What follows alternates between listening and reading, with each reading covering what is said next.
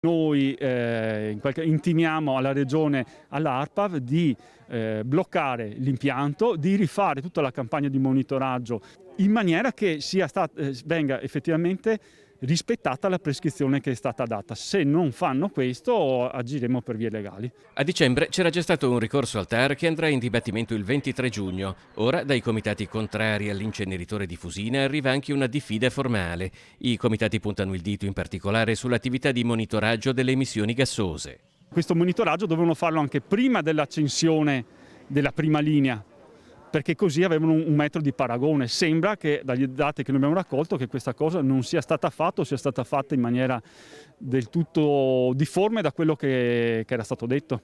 A stretto giro la risposta di Veritas. Tutto è ed è stato fatto nel totale rispetto delle norme e delle autorizzazioni. Le affermazioni dei comitati sono molto gravi e chi le ha pronunciate ne risponderà nelle sedi deputate. Calunnie e farneticazioni non fermeranno un impianto moderno, controllato e al servizio dei cittadini e delle imprese del nostro territorio. Sono la mamma di 2 bambine, abito qua a Malcontenta e sono assolutamente preoccupata. Siamo preoccupati perché la situazione ambientale qua a Malcontenta è degradata tantissimo. Sapete che come PM2,5 il famigerato polvere sottile è alle stelle qua e siamo sotto osservazione, sotto infrazione europea.